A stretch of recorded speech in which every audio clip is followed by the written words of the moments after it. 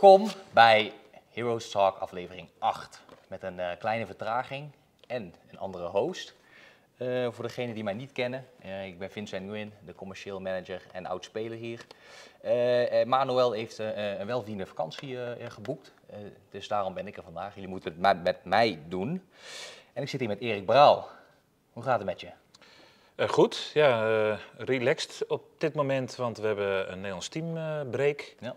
Dus dat is een klein groepje en wat ik vanochtend tegen de spelers ook zei, altijd bij dit soort dingen, omdat het zo'n klein groepje is, ben je met als coaches leuke details bezig.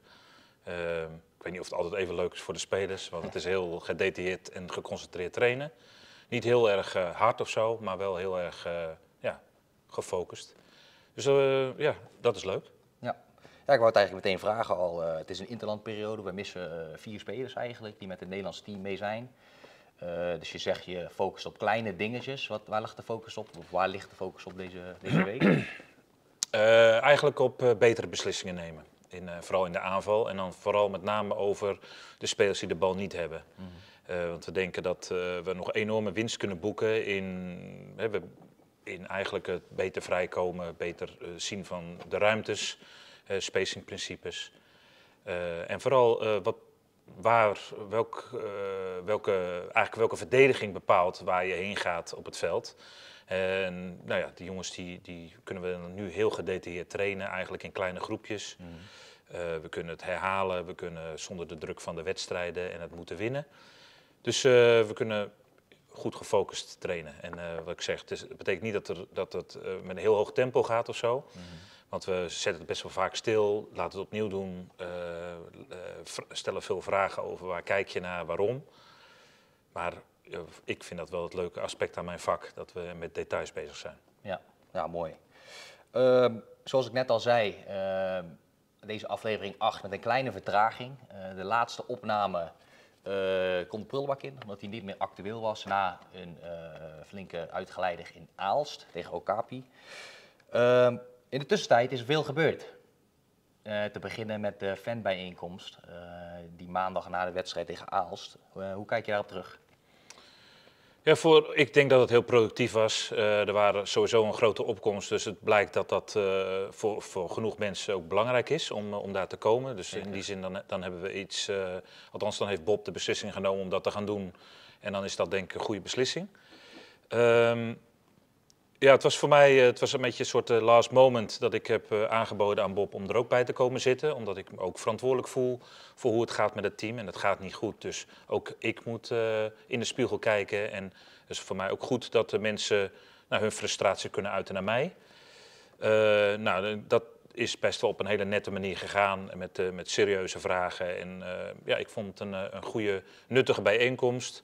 Waar ik denk dat mensen af en toe hun grieven konden laten weten en konden vertellen waar ze het wel en niet mee eens waren. En tegelijkertijd hebben ze ook de ruimte gegeven aan ons om ons verhaal te vertellen, waar wij denken dat het aan schort of waar we denken dat er verbeteringen zitten. En ja, dus ik kijk daar met een goed gevoel op terug. En ik heb daarna ook heel hartverwarmend veel e-mails of berichten gekregen van mensen die het zeer waardeerden dat we daar zaten en dat we ook kwetsbaar durfden te zijn. In de zin van het verhaal niet mooier maken dan het is. We zitten in een hartstikke vervelende situatie. En tegelijkertijd ook wel de schouders eronder en proberen om te verbeteren. Ja. Zoals ik zei, veel gebeurd in de tussentijd. De week daarna, of na een week hard trainen, spelen jullie. Het was eigenlijk een hoopvolle week, zo typeerde ik hem in ieder geval. We winnen thuis in een 𝐸⁸ van Leuven. En vervolgens verliezen we in de laatste secondes eigenlijk pas in Brussel. Ben je tevreden met de progressie en het spel dat het team laat zien? Ja, tegen Leuven vond ik dat we echt een stap maakten in volwassener basketbal. Volgens mij hadden we 25 field goals en we hadden 23 assists of zo. Het was echt een ongelooflijk aantal. Wat ook laat zien wat de potentie is van het team. En dat we wel 3 punten erin kunnen schieten. Want dat was ook een beetje op de fanavond. Als je dan niemand schiet raak, dan lijkt het alsof we geen schutters hebben. Maar gelukkig begon het bij Luc in het eerste kwart. En hielpen dus een aantal mensen daar gewoon mee en lieten jongens zien wat hun kwaliteiten waren. En Daar was ik persoonlijk heel blij mee, want iedereen stelt de vragen over hebben we wel het juiste team. En dat we op bepaalde vlakken, dat heb ik daar ook verteld, wat rukzichtloos zijn geweest in een compleet nieuw team, heel jong. En dat er een heleboel veranderingen zijn op heel veel vlakken. Ja. Dat is allemaal misschien iets te snel geweest. En ik ben dan blij dat we de progressie die we maken in de hal, dus in het trainingsveld, dat we die dan ook doorzetten in de wedstrijd tegen Leuven. Met, vond ik heel volwassen basketbal. Vanaf het begin voorgestaan eigenlijk. Goed eruit gesleept, die wedstrijd. Veel beter verdedigd. Dat zijn allemaal van die dingen die beter moesten en die dan ook veel beter gaan. Dus dat is voor mij als coach en ook voor die groep natuurlijk fantastisch. Want dat helpt je in je vertrouwen en ook in het geloof dat we een prima team zijn. Alleen dat we een slechte start hebben gehad. Ja. Nee, helemaal mee eens. Ik denk, na de wedstrijd heb ik alleen maar lachende gezichten gezien in de businessclub. Ik vond de fans heel sterk. Die gaven echt iets extra's. Vincent Kier vond ik goed, die zat achter de tafel en die nam ze ook echt mee. Dus fans, hou het vast. Te beginnen met volgende week vrijdag tegen Mechelen. Wat voor wedstrijd gaat dat worden? Ja, kijk, omdat we veel jongens kwijt zijn, is het ook wel een beetje lastig om helemaal te voorspellen hoe ons team zich doorzet. Hè? Want we hebben nu wel een break eigenlijk van 10 dagen dat een aantal jongens weg zijn. Dus ik hoop dat we die progressie gewoon doorzetten en dat de jongens die weer aansluiten, dat die gewoon weer helemaal meegaan daarin. Ik hoop ook vooral dat de jongens een hele goede ervaring hebben bij het Nederlands team. En lekker winnen en met een goed gevoel terugkomen. Dat zal enorm helpen. Verder proberen Chalon in ons team te integreren. Dat is belangrijk, omdat ik denk dat hij een hele belangrijke speler voor ons is. Niet alleen in leiderschap, maar ook gewoon als speler, als toevoeging aan extra kwaliteit. Gewoon echt een goede speler die ons gewoon kan helpen met schoten en in de verdediging. Dus ik denk gewoon dat die progressie zich doorzet. En dan denk ik ook dat we thuis weer met dat publiek een hele goede kans hebben om super competitief te zijn en die wedstrijd eruit te slepen. Nou, ik weet dat het volle Maaspoort wordt, dus de sfeer zal er goed in zitten. Leuk. Je biedt me eigenlijk to the point, want ik wou even voor Charlotte beginnen. Die werd tussen die wedstrijden door ook nog eventjes gepresenteerd als nieuwe aanwinst. International, komt wel terug van een blessure die afgelopen play-offs in Portugal op heeft gelopen. Hij is weer fit. Hij gaat nu met het Nederlands team mee. De komende dagen heeft zijn eerste minuutjes in Brussel al gemaakt. Kwam lekker binnen met die buzzerbeater. Je kaart al een beetje aan, maar wat verwacht je van Chalon? Wat gaat hij binnen het team betekenen? Wat voor impact heeft hij op het team? En wat voor impact heeft het op jou? Ja, vooral die laatste vraag is een hele goeie. Kijk, we moeten ook wel een beetje voorzichtig zijn. Het zal niet de redder op dit moment zijn, omdat hij inderdaad, wat je zegt, vrij lang nog niet gespeeld heeft. Dus hij mist ook wel gewoon wat ritme. Ja. Daarom is het ook denk ik goed dat hij nu meegaat met het Nederlands team om verder dat ritme op te doen. Daar kunnen wij alleen maar van profiteren, denk ik. Maar hij had ook al in de wedstrijd dat hij zelf de eerste wissel vroeg. Omdat hij, wedstrijden zijn toch anders dan trainingen. Hij heeft al best wel wat trainingen meegedaan. Maar dan zie je toch dat dat een ander soort inspanning is dan de trainingen. Hoe graag je het ook anders zou willen, een wedstrijd heeft toch iets anders. Wat ik denk dat hij ons 100% gaat brengen is leiderschap. Dat laat hij al zien op de trainingen. Dat liet hij ook zien in die wedstrijd. Dus dat is buiten kijf. Dat gaat hij 100% brengen. Maar daarnaast is het gewoon een hele goede speler. Die het spel ziet, ons gaat helpen om nog beter de verdedigingen te lezen. Ik denk dat het een speler is, het is misschien niet een point guard. Hè, dus in de ouderwetse vorm van point guard. Namelijk een speler die de bal opdribbelt, een systeem aangeeft, aan de kant gaat staan en vooral iemand de bal geeft. Maar vooral iemand die de rest van het team beter laat spelen. Eigenlijk zijn rol is een soort playmaker te zijn. Hij kan naast de point guard spelen, hij kan als point guard spelen. Ik denk vooral dat het gaat om hele goede kwaliteitsbeslissingen die hij kan nemen voor ons. Daarbij is het een hele goede verdediger, dus nog steeds een atleet die over het veld echt hard kan verdedigen. Maar ook wel moest toegeven na de wedstrijd dat hij nog niet het extra kon leveren wat hij het gevoel heeft dat hij moet doen om het team echt op sleeptouw te nemen. Hij zat op een minutenrestrictie. We hadden van de fysiotherapeuten een schema meegekregen wat hij moest of mocht spelen. En waar hij niet overheen mocht. Maar ik denk ook dat hij daar nog niet helemaal aan toe was. Dus ik verwacht dat dat in de loop van de weken beter en beter gaat worden. En dan denk ik vooral dat we een ijzersterke speler erbij hebben. Een van de betere Nederlanders op dit moment. Dat zal die een fantastische bijdrage gaat leveren aan onze verdere progressie. Ja, en voor meerdere jaren. Ook belangrijk om die Nederlandse kern verder uit te bouwen. Ja, exact. Nou, willen jullie Charles onze eerste minuut in de Maasport zien? Kom 29 november naar de Maasport. Neem je buurman mee, je moeder of je vriendin. Laten we eens proberen om die hal echt helemaal een bommetje vol te hebben.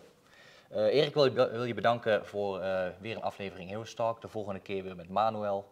En we gaan nu over naar Justin Kier. Leuk. All right, Justin, welcome to Heroes Talk. This is your first time here.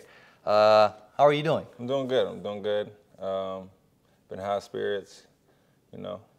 God's blessed me, so I'm doing great. Good to know. For you guys who don't know Justin Kier, we're gonna get right into it.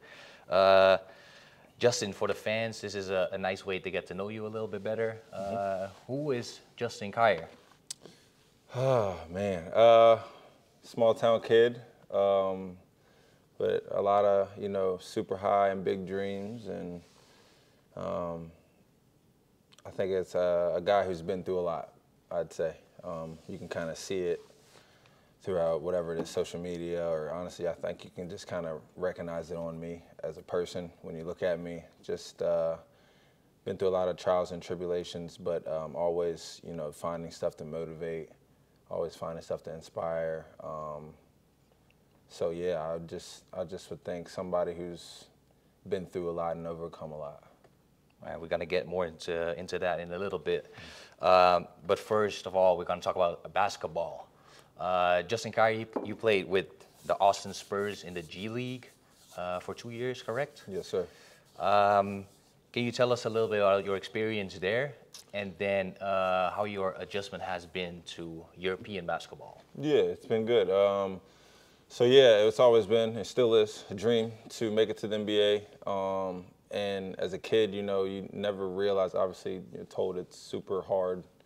I think it is. But no, it really is. But like, you just never realize until you get there how truly hard it is. And there's more to it once you get older, as you see the business part and the political part of it is a way bigger problem than you would ever think. If you're not a five-star guy or just a really well-known guy, don't have connections up there, it's super hard to build a name for yourself. So that, I think, was the hardest part about that league for me. And like I said, as a kid, you think it's hard because of the physical part, playing against the best guys in the world, stuff like that. But I think it was honestly harder just, being, the political and business part of it was super challenging mentally.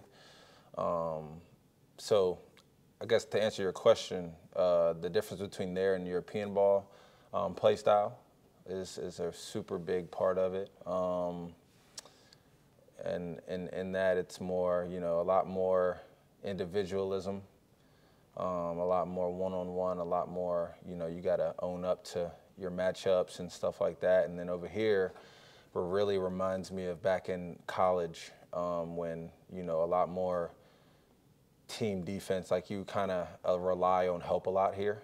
And I've noticed that because of me being, I really feel like I'm very gifted offensively, but that's something I had to adjust to coming here is because,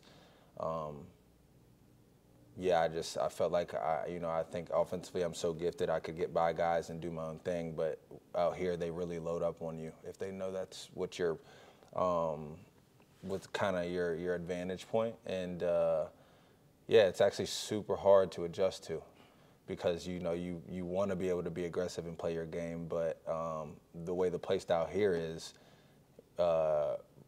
reading, more reads and sure. more. Just reading to the advantage instead of getting to the advantage on your own.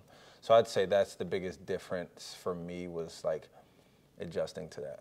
Yeah, I agree. I think in the U.S. mostly, people rely on one-on-one skills to create an advantage, whereas in Europe, it's more of a mix between that and also 5-on-5 offense, so creating the advantage together. For sure. But also on defense, you help each other out a little bit more. So the teams load up, forcing you into making decisions. How do you feel like from the day that you got here until now, that's been progressing, making the right decisions? It's really, it's crazy, and I have so much more to learn. Because I think it's just, it's a process. You take baby steps to realize it, right? So like you don't necessarily read the ball, you know, out here. You have to read defenders and what they're doing with their ball screen defense and their helps. And if you're a second late, they take advantage of it. And that's the hardest part about it, I think. They really make you pay for your mistakes, you know, if you're not on point with your help defense, or you're not on point with reading your bigs on offense. Whatever aspect of the game it is in Europe, they really adjust, and they'll kill you off of all of it, offensively and defense. So it's not even good enough to read it. You know, you have to make that decision at the right exact time. And I'm getting better. I'm getting better at it. I would not say I'm there yet. It's something that I think it'll take quite some time to actually get used to, because I've been playing a certain way for so long. But it's made me a better player, because I know, like, that's the hardest part about the game is reading it. So like physically, I've gotten there. Like I know certain guys that help. I can get past guys and then make that decision or da-da-da. But now the reads, and not necessarily looking at the ball, like actually reading the defense without seeing whoever has the ball in their hands, that's my next step of, I guess, improvement in this league. It's kind of cliche, but slowing the game down a little bit in your mind too. For sure, yeah. For sure. I think we saw a glimpse of that last week against Leuven, the Leuven Bears. We beat them by 6 at home. Personally, I thought that was your best game of the season so far. So I was very glad to see that. Does that mean you're getting more comfortable? Are we going to see more of this in the future? Yeah, I hope so. I believe in myself so much, and I have so much confidence in myself that that game specifically, it did slow down a little bit. That's what I'm saying. Every game is getting better for me, making the reads, especially being at the point guard spot. You know, you're the head honcho of where the ball and the direction goes. So, yeah, it was that was happening. It opened up the floor a lot more. And then when that happens, I had a feeling in that game of just like, now I can play, because I always try to play freely. You know, when I think too much, I feel like anybody, once they think too much, you make more mistakes when you do that. So the free flowing of my thinking, like making those plays happen, or just honestly, it could be a simple one more, and then you see, okay, like instead of holding that ball a little too long, it opens up offense. And then, you know, once you figure that out offensively, you know what to do on defense as well. So yeah, I think, you know, you'll definitely see that a lot more. It's opened up. Even last game, you know, we lost by 1, but the game definitely slowed down. The game definitely, I just see a lot more, and I'm super excited about it, because it just shows a lot of people I know can't adjust. I've had guys come over here from America who just couldn't adjust to the game, and they had to end up going back. So it's actually kind of, you know, it feels really good to know that, like, I'll be okay over here if my future decisions are to stay or continue to play in Europe, play European basketball, that I'll be okay, because I'm learning. It's my first year, and I'm picking it up pretty fast. Are you enjoying it, or is it like mentally frustrating too that it's ups and downs? Yeah, if I wanted to truly be honest, I think it is. No, I enjoy if I'm playing basketball, I enjoy it, right? But I'm so competitive with being the best player I can, and I think it's also motivating that in my past I haven't been able to like really showcase a lot. Just like I said, with politics and certain roles, I've always been a team player, so I've had to take a couple back seats, and now I can realize that I can just do so much more. So I think that's the most frustrating part, is finally getting to do that. But you know, you have to take care of your job as well. So Yeah, I love it. I love the process of becoming a better player because I feel like I've maxed out a lot of the American ball, and it was just getting an opportunity to show that. So now, if I can maximize, you know, the way you play in Europe, I just feel like it makes me a 10 times better basketball player. So I kind of like the challenge, if you know what that means. Like, I just love not being able to know certain things because that means I have room to grow even more, and then I'm excited to see what I'll look like when I figure it out. Well, how old are you now? 26. 26. That's a lot of years for you to get. Yeah, I hope so. Besides Boy, we signed another veteran point guard or a guard ball handler in Charlotte Clove. Yes. So now you don't have one veteran point guard on the team, you have two who you can talk to, who you will be competing with for minutes, obviously. For sure. We know from Charlotte, he's also a very competitive guy. He likes to pressure the ball. I think he does some of the same things that you do. Yeah. What do you feel Charlotte's impact is going to be on the team first, but also on you personally? Yeah. I think his knowledge, he seems to have, like I said, he's played European basketball for a really long time as well. So I've already kind of noticed it with his knowledge on helping certain guys will help us as a team. We have a lot of Americans who are still trying to figure out the play style and stuff like that, and I told you that'll take some time. But yeah, I think his knowledge is the key, the biggest thing he's gonna bring. And then yeah, in practice, man, I love going against any and everybody. So for me, in practice, I'm already gonna make his life hell, and he's gonna make my life hell. You know, so I think that's the biggest part, is having someone in practice push you. So when the game comes, it's a lot easier. So I don't think they could have picked a better person, because he's going to push me in practice. He's going to get me angry, and I strive off that. So I think that's that. You play the best when you're angry? Yeah, I really do. All right, say I less, really say do. less. So before next game, I'll come up to you, For push you sure. off a little bit. So I think that's another thing, is having a guy actually be able to push me. It's only going to make me better. All right, for sure. Going away from basketball a little bit and into more the personal Justin Kier. You told us a little bit already about you've been through a lot, and I want to ask you about one thing specifically. You make a lot of content, video, audio is a big thing into of that. Yeah. You have an Instagram page named 𝐸𝐿𝐲's Son.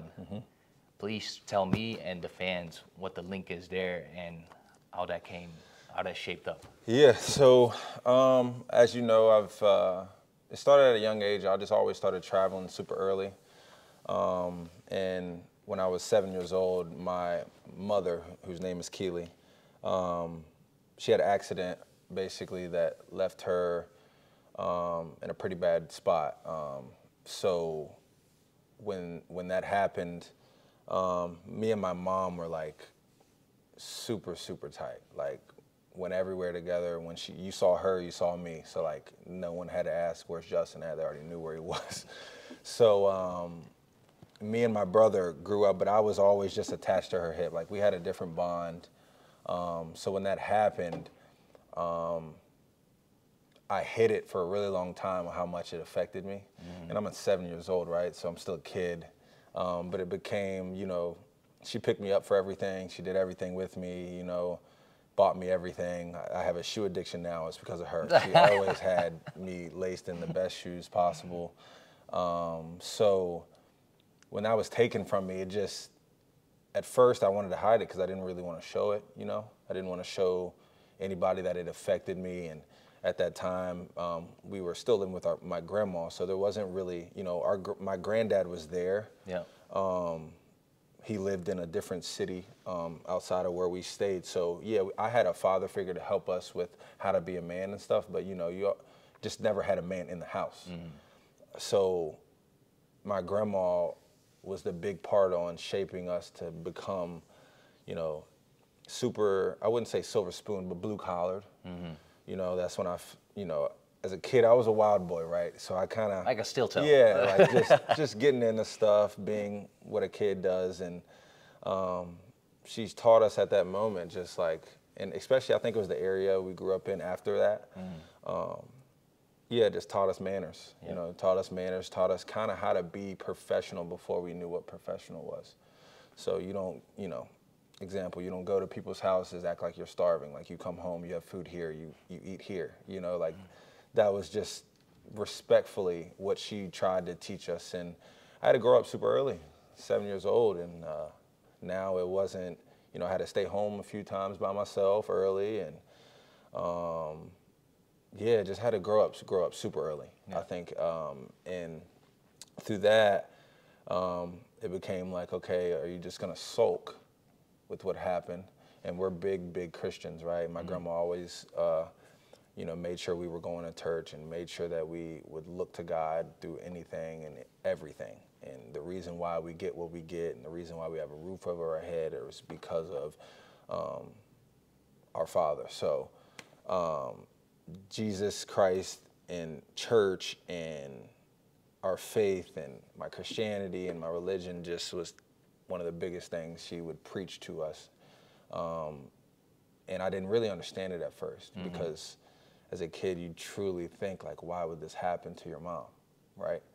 So just to be clear, your mom is still alive? Yes. But maybe you can tell us what No, yeah. So basically, she had a heart attack and a stroke at the same exact time. So obviously, for those who don't know, the stroke caused all the oxygen in her brain to kind of die. And it kind of resets you, right? It kind of resets everything. And it was so severe that she ended up basically, so as of now, her current state is she doesn't have control of majority of her body. She can't see, but she can hear. So she needs 24-hour access medical attention. My grandma went and got her medical degree, caregiver degree. We were very grateful for our town to kind of come into our home and build certain things so that could be helpful. We could bring my mom into the house and kind of still have that family, that family love, you know, still have her in there instead of, you know, we had her in a nursing home for a little bit. But yeah, we wanted her to be home. You know, we wanted her to be comfortable around family and stuff. So we got some things done at the house, and my grandma got that degree, and she's been there ever since. So the beauty of that, you know, obviously she can't do too much, but she can hear. So that's beautiful because during my games, going to college and all this stuff, we just put the game on the TV, and she could hear our last name. So, you know, she can crack a small smile and stuff like that. That's the way how you connect with her right now? Yeah, that's how we do. You know, when she hears my voice, you can see the smile slowly, you know, stuff like that. So she can kind of, her neck and above, it's not super quick, right? She kind of has to take her time with it. Right. But yeah, her smile is the biggest thing that I get to see. And it's a small smile, I mean a slow smile. So it's kind of honestly amazing because you can see the difference in her reaction. So that's the beauty of it, I think. And that's where the video and the content. That's where it started. Yeah. Because of her. I always told myself when I was younger, my motivation for everything, right, was for her. And I know for a fact, as I told you, we were together all the time. I know she'd be at every game that I was at. Anything I did, she'd be there, right? So now she can't. So writing her name on my shoes was one thing. And then I always loved video. I always loved photography. I always loved memories. Like memories was big for me because that was taken from me. So I was always thinking back at the things we used to do, but I didn't have anything to like keep to actually like see it. It was always in my mind, right? So I always wanted to get my own camera, and everything I did, I wanted to document it. I know you don't go anywhere without it. Without it, I swear I don't. And it took some getting used to because I was always, like I told you, I was a happy, joyful kid, always wanted to be in front of the camera, but I never ever was in front of it. So once I got enough, you know, these last 2 years, I finally decided to invest in one. And yeah, man, I just documented for a lot of my family back home to follow that Instagram. I dedicate the Instagram to her, 𝐸 son, which is me, but her name. And basically the content page is it's for my mom. So it kind of be like, if she were able to see this page, like, this is everywhere I've been, this is what I do. And then I told you earlier, like, the music behind the pictures, the music behind the videos, a lot of it has meaning. So a lot of my music interest is because of her. She used to put me on to all the old school R&B, all the old school Mary J. Blige, and the female artists on top of, you know, the Neos and the Marios and whatever was popping at that time. I know a lot of old school because of her. So certain songs, only I know about it, but it means a little different. Certain meetings, certain lines, I remember us singing together, you know? Yeah. So I just kind of started branding that off of my 𝐸 son, and now, yeah, I have a lot of family members that follow the page, and they love it. And they just get to see everything I do. So basically, I'm living for two, I'll say, with my mom.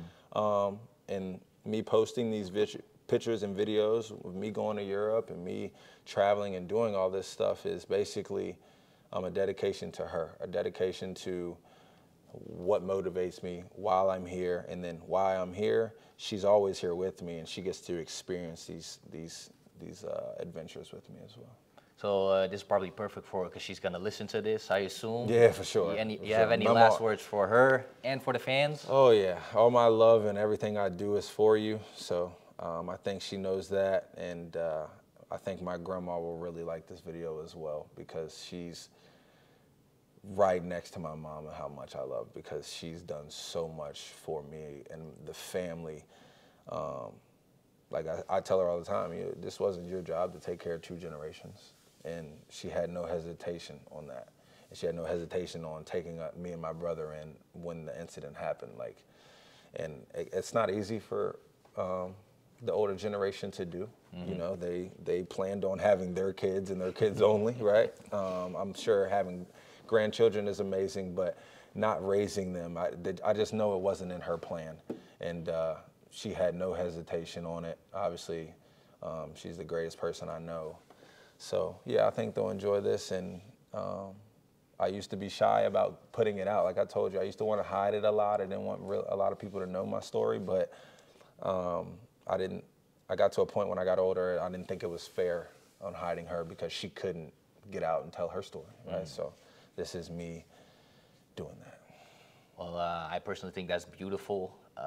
Justin, I want to thank you for being here. Appreciate you, man. Good luck next Friday against sir. 𝐸𝐤𝐤, and I hope we will see Justin Kier just like as the game. Absolutely. Try to get another dub. Absolutely. Yes, sir. All right, thanks for being here.